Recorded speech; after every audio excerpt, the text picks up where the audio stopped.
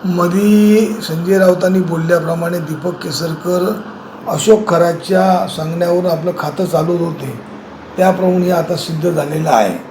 दीपक केसरकरांनी त्याच्या अशोक खरातच्या भावाला जे शालार्थ ID दिला आणि त्याची बोंब झाली म्हणून त्यांनी अख्ख्या असलेल्या संस्थेला दिला.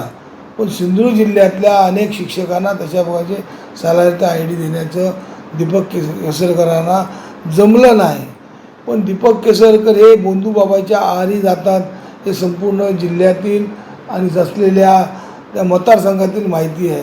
मधल्या काळात कोण गडिंग्लजचे बाबा येत होते, मधल्या अधिवेशनाच्या काळात त्यांनी निवडणुकीच्या काळात व्हॅनिटी व्हॅन अशा बाबांसाठी आणली होती.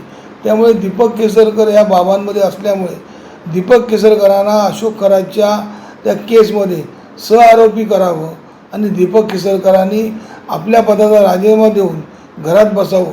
अशा प्रकारे एका ठिकाणी राज्य शासन अंधश्रद्धेविरुद्ध कायदा करते आणि राज्य शासनाचे मंत्री अंधश्रद्धेच्या आहारी जातात. त्याचमुळे खऱ्या अर्थाने दीपक केसरकरांनी राज्य शासनाचा कायदा जो धुळीला मिळवला आहे, त्याचबरोबर दीपक केसरकरांनी हे कृत्य केल्यामुळेच दीपक केसरकरांचे नेते शिंदेनी पण त्यांना झापलेलं आहे. त्यामुळे शिंदेनी पण त्यांच्यावर नाराजी व्यक्त केलेली आहे. अशा प्रकारचे दीपक केसरकरांनी आपला स्वतःहून राजीनामा द्यावा आणि SITने त्यांना सहआरोपी करावं.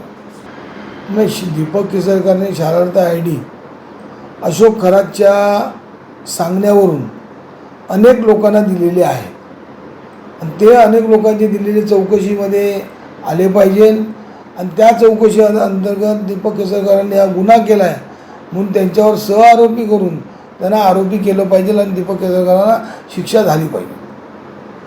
त्या सिंधुदुर्ग जिल्ह्यातील जे D.Ed. B.Ed. जे विद्यार्थी आहेत, जे शिक्षक आहेत, त्यांना शालार्थ ID न देता बोंधू महाराजांच्या सांगून त्याच्या सांगण्यावर जे शालार्थ ID दिले आणि सिंधुदुर्ग जिल्ह्यातला आमदार असून, सिंधुदुर्ग जिल्ह्यातला रहिवासी असून सिंधुदुर्ग जिल्ह्यातल्या असलेल्या D.Ed. B.Ed. शिक्षकांकडे दुर्लक्ष केलं, त्याचा खऱ्या अर्थाने आम्ही निषेध करतो.